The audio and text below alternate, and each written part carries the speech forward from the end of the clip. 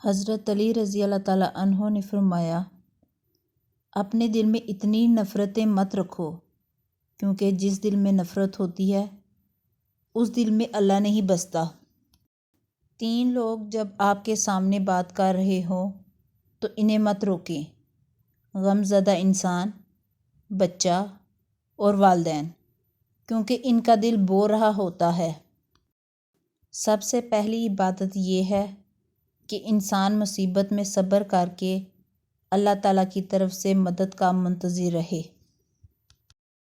اگر میری زندگی میں دکھ نہ ہوتے تو میں اپنے رب کے ساتھ دعا کا رشتہ کیسے نبھاتا؟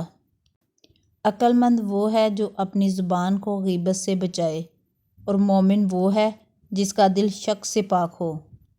خدا پر بھروسہ رکھو اس بچے کی طرح جس کو اگر ہوا میں اچھالا جائے تو وہ ہنستا ہے، ڈرتا نہیں، کیونکہ وہ جانتا ہے مجھے پیار کرنے والا کبھی گرنے نہیں دے گا۔ موت ایک بے خبر ساتھی ہے، کسی کو حقیر نہیں سمجھنا چاہیے۔ کوئی شخص گناہ کے سوا کسی چیز سے خوفزدہ نہ ہو۔ معاف کر دینا دشمن پر فتح حاصل کر لینا ہے۔ 3 کام کسی کے دل میں آپ کی عزت بڑھاتے ہیں: سلام کرنا، کسی کو جگہ دینا اور اچھے نام سے پکارنا۔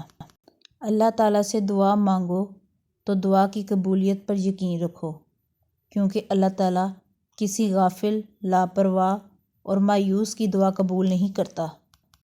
خاموشی ایک عظیم نعمت ہے، خاص طور پر اس وقت جب اختلافات زیادہ ہوں، آوازیں بلند ہوں، علم کی کمی ہو اور دلیل کی کوئی اوقات نہ ہو۔ اگر رزق عقل و دانش سے ملتا تو جانور اور بیوقوف زندہ ہی نہیں رہتے۔